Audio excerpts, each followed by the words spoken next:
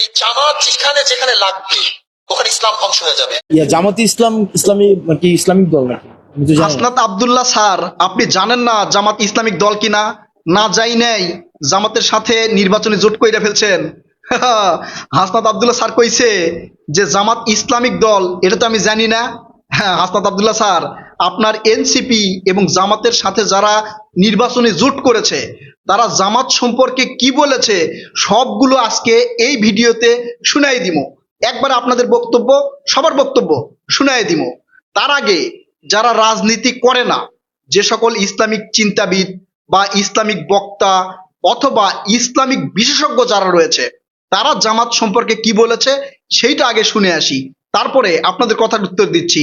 শোনেন, এই যে আব্দুল্লাহ বিন আব্দুর রাজ্জাক কি বলে তার কথা আগে শোনেন।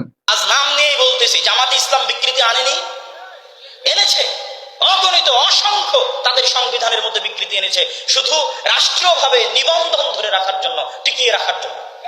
তাহলে নিবন্ধন বাতিল হয়ে যাবে। 30% যদি নারী নেতৃত্ব না দেয় দলের মধ্যে, নিবন্ধন দিবে না সরকার। অগণিত পরিবর্তন করা হয়েছে। আমার চ্যালেঞ্জ, এই আব্দুল্লাহ বিন আব্দুর রাজ্জাকের কথা একদম স্পষ্ট। ক্ষমতায় যাওয়ার জন্য ইসলামের যে নিয়ম রীতিনীতি সেটা একদম বলি দিয়েছে জামাতে ইসলাম। ইসলামে কি কোনো নির্বাচন আছে? ইসলামে রয়েছে সিলেকশন, ইসলামে কোনো ইলেকশন নেই। তাহলে জামাতে ইসলাম এই ইসলামের নাম নিয়ে এসে কিভাবে ইলেকশনে দাঁড়াচ্ছে? জামাতে ইসলাম কি আসলে ইসলাম মানে? আচ্ছা, ইসলামে যে ইলেকশন নাই এইটা যদি আমি বলি আপনারা তো বিশ্বাস করবেন না, তাই না? এই জন্য আপনাদেরকে শুনতে হবে যারা ইসলাম নিয়ে প্রতিদিন রিসার্চ করে এবং ইসলাম সম্পর্কে বক্তব্য দিয়ে থাকে, তাদের বক্তব্য শোনেন। এই যে আব্দুর রাজ্জাক সাহেব কি বলে শোনেন। ইসলামে রয়েছে সিলেকশন, গণতন্ত্র রয়েছে ইলেকশন, দুটোর মধ্যে অনেক পার্থক্য আছে। আব্দুর রাজ্জাক এবং আব্দুল্লাহ বিন আব্দুর রাজ্জাকের কথা যদি আপনারা একটু অ্যানালাইসিস করেন তাহলে একদম ক্লিয়ার হয়ে যাবেন যে জামাতি ইসলাম ক্ষমতায় যাওয়ার জন্য ইসলামকে তারা বলি দিচ্ছে, ইসলামের নিয়ম রীতিনীতি তারা বলি দিচ্ছে। ইসলামে আপনি কখনোই ইলেকশন করতে পারবেন না, আপনি কখনোই নারী নেতৃত্ব দিতে পারবেন না। ইসলাম গণতন্ত্র বিশ্বাস করে না, ইসলাম বিশ্বাস করে খেলাফত। তাহলে জামাতি ইসলাম এই ইসলামের নাম নিয়ে ইসলামকে পুঁজি করে কেন রাজনীতি করছে? তাহলে জামাতি ইসলাম কি আসলে ইসলামিক দল? কখনোই ইসলামিক দল নয়। তারা ইসলামকে ব্যবহার করে এই ধর্মপ্রাণ মুসলমানদের কাছে গিয়ে একটা ন্যারেটিভ তৈরি করার চেষ্টা করছে যে আমরা ইসলামের পক্ষে আছি, কোরআন নিয়ে সংসদে যাব। ভাই, কোরআন নিয়ে সংসদে যেতে হবে না, সংসদ যখন কোরআনের কাছে আসবে তখন সেটা ইসলাম। আপনারা যখন খেলাফত প্রতিষ্ঠিত করতে পারবেন তখন বুঝতে পারবো যে হ্যাঁ আপনারা ইসলামিক দল। আপনারা গণতন্ত্রের পথেও যাবেন, আবার ইসলামের কথাও বলবেন, ইসলামের কথা বলে মানুষকে আকৃষ্ট করবেন। এটা তো আসলে ইসলাম নয় এবং এটা ইসলামিক কোনো দলও নয়। জামাত যে ইসলামিক দল নয় বা জামাতের ভিত্তি যে ইসলাম নয়, আপনারা মাওলানা ওবায়দুল্লাহ ফারুক কাশিমের একটা কথা শোনেন। তিনি কি বলছে শোনেন। বলছিলেন নীল নদের পানি যেভাবে নীল নয়, জামাতে ইসলামের মধ্যে এইভাবে ইসলাম নেই। তিনি এখানে বলেছেন, মাওলানা ভাসানীর উদ্ধৃতি দিয়ে তিনি বলেছেন যে নীল নদের পানি যেমন নীল নয়, জামাতি ইসলাম তেমন ইসলাম নয়। অর্থাৎ তিনি বুঝাতে চেয়েছেন জামাতি ইসলাম যেটা প্র্যাকটিস করে, রাজনীতির নাম দিয়ে যে ইসলাম প্র্যাকটিস করে, এটা আসলেই ইসলাম নয়। কারণ ইসলামের নিয়ম রীতি নীতি পুরোটাই একদম আলাদা। ইসলামে গণতন্ত্র বিশ্বাস করতে পারবেন না, আমরা ইসলাম বিশ্বাস করি। কখনো যদি বাংলাদেশে খেলাফত প্রতিষ্ঠিত হয় আমি সেই খেলাফতের পক্ষেই যাব, আমি ইসলামের পক্ষেই যাব, বাংলাদেশের ধর্মপ্রাণ মুসলমানেরা ইসলামের পক্ষেই যাবে। কিন্তু আপনার এই ইসলামিক দল বলে মানুষের কাছে ইসলামকে পুঁজি করে গিয়ে আপনি ধর্মকে অর্থাৎ ইসলামকে বিসর্জন দিচ্ছেন, মানুষকে বোঝানোর চেষ্টা করছেন যে আমরা ইসলামের পথে আছি এবং আমরা ইসলামিক দল, যেটা ইসলামের ভিতরে নেই। ইসলামে 5 টাকা চুরি করার অপরাধ যেইটা, 5 কোটি টাকা চুরি করার অপরাধও সেইটা, একই বিচার হবে। আপনি 5 টাকা চুরি করলে যে বিচার হবে, 5 কোটি টাকা চুরি করলেও একই বিচার হবে। এখানে অনেকেই বলেন যে জামাতি ইসলাম মন্দের ভালো। ইসলামে মন্দের ভালো বলতে কোনো আইন নাই, কোনো বিধান নেই।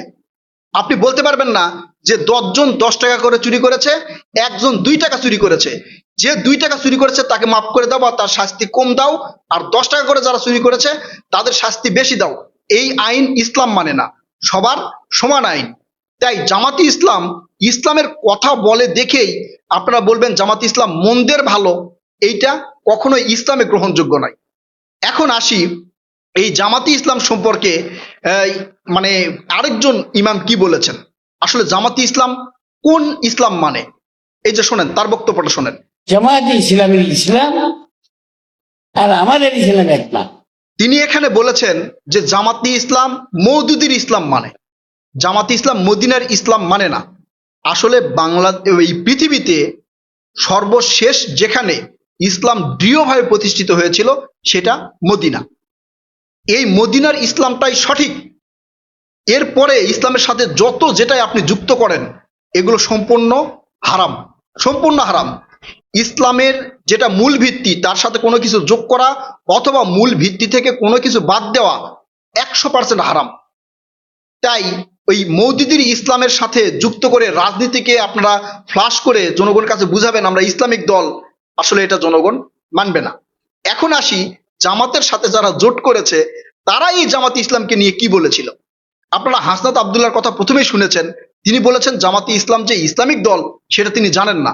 এছাড়াও এনসিপির অনেক বক্তারা জামাতি ইসলামকে ডিরেক্ট যুদ্ধাপরাধী, 71-এর যে দায়ভার জামাতি ইসলামকে দিয়ে তাদের বিচার করতে হবে, তাদের সেই দায়ভার স্বীকার করতে হবে, এই ধরনের বক্তব্য আপনারা শুনেছেন। অবশেষে জামাতি ইসলামের সাথে নির্বাচনী জোট করেছে চরমোনাই হেফাজতে ইসলাম। এই চরমোনাইয়ের বক্তারা জামাতি ইসলামকে নিয়ে কি বলেছে সেটা আগে শোনেন। জামাত যেখানে যেখানে লাগবে ওখানে ইসলাম ধ্বংস হয়ে যাবে। জামাত লাগছে আলিয়া মাদ্রাসার মধ্যে, আলিয়া। জামাত লাগছে ইত্তেহাদুল উম্মার মধ্যে, ইত্তেহাদুল উম্মাহ। জামাত লাগছে বিএনপির মধ্যে, বিএনপি। পীর সাহেব স্যার, হ্যাঁ, আপনি কি জানতেন না জামাতি ইসলাম যেখানে যায় সেটা ধ্বংস হয়ে যায়? আপনি তো ভালোই উদাহরণ দিলেন। জামাতি ইসলাম যার সাথে গেছে সেই ধ্বংস হয়ে গেছে, বিএনপির সাথে গেছে বিএনপিও নাজুহাল অবস্থা হয়ে গেছে, একবার ধ্বংসের পথে ছিল। তো এত কিছু জামাতি ইসলাম ধ্বংস করলো, তারপরে আপনি কেন জামাতের সাথে জোট করলেন? ও আপনাকে কি গড়ে তুলতেছে নাকি অন্য কিছু দিছে, গোপন বিষয় নাকি? নাকি আমাদের ওই যে পিনাকি স্যারের কথা শুনে এই সমঝোতা করলেন আর কি? আপনারা তো বলছেন যে আপনারা জোট করেন নাই, সমঝোতা করেছি, এই কথা যেন থাকে। আপনারা যেন এইটা নির্বাচনের পরেও বলেন যে আমরা সমঝোতা করেছি। মানে হাইপোথেটিক্যালি যদি এইরকম হয় যে জামাত এবং বিএনপি সমান সমান আসন পেয়েছে অথবা বিএনপি জামাতের চেয়ে 10 আসন বেশি পেয়েছে, তখন আপনারা বলবেন আমরা জামাতের সাথে জোট করেছি, জোট করে এখন আমাদের আসনটা জামাতকে দিচ্ছি, দিয়ে আমরা আমাদের জোট নিয়ে সংসদে সরকার গঠন করব। এই কথা বললেন না। সমঝোতা আর জোট কিন্তু এক নয়, কারণ পরে আবার মানে পাল্টি খায়েন না যে আমরা জোট করেছি, এইটা করেন না। পীর সাহেব, তো আপনি যে বললেন জামাত যার সাথে জোট করে সেই ধ্বংস হয়ে যায়, আপনি কবে ধ্বংস হবেন? হ্যাঁ, কবে ধ্বংস হবেন? যাই হোক, আসলে একটা মানে লিমিট থাকে সবকিছুর, সেই লিমিট ক্রস করেছেন। আপনারা রাজনীতি করেন, সমস্যা নেই, কিন্তু ইসলামকে ব্যবহার করে সাধারণ জনগণের মধ্যে একটা বিভ্রান্তি সৃষ্টি করার চেষ্টা করবেন না। আপনারা এই যে ইসলামিক দলগুলো মানে ইসলাম নামধারী দলগুলো একত্রিত হয়েছেন যাতে একজন আরেকজনের বিপক্ষে কথা না বলতে পারে, সেই জন্য যে একত্রিত হয়েছেন, সেই একত্রিত হওয়ার বিষয়টা কিন্তু আমরা জানি, যাতে কেউ কারোর বিরুদ্ধে কথা বলতে না পারেন, সত্য কথা যেন চাপা থাকে। তবে এই যে ইসলামিক চিন্তাবিদ যারা আছে তারা কিন্তু আপনাদের মুখোশ ফাঁস করে দিয়েছে। হ্যাঁ, আরেকটা মজার বক্তব্য শুনবেন, আরেকটা মজার বক্তব্য শোনেন। হ্যাঁ, কি বলে দেখেন। এই সমস্ত জামাত টামাতের পেছনে পরিষ্কারে বাঙালি মুসলমান, এই জামাত জামাত জামাত জামাত করে করে যারা চিল্লাইতেছে এরা হলো মানুষরূপী মুনাফিক, দেখছেন বেঈমানের বড় দালাল। বাঙালি মুসলমানেরা এটা কিন্তু জামাতে ইসলামের সাথে যারা জোট করেছে তারাই কিন্তু বলছে জামাতের কাছে যায় না, আর জামাতের কাছে গেলে কি হবে সেটা তো বুঝতে পেরেছেন। যাই হোক, প্রিয় দর্শক, ভিডিওটা মানে একটু প্রচার করার ব্যবস্থা করেন, কারণ এখন থেকে লড়াই হবে যুক্তিতর্কের, কোনো ব্যক্তিগত আক্রমণের নয়। এখন থেকে লড়াই হবে ন্যারেটিভের বিরুদ্ধে, ন্যারেটিভ দিয়ে কথা হবে নতুন কোনো ভিডিওতে ইনশাল্লাহ। ততক্ষণ পর্যন্ত ভালো থাকবেন। আল্লাহ হাফেজ। বাংলাদেশ জিন্দাবাদ।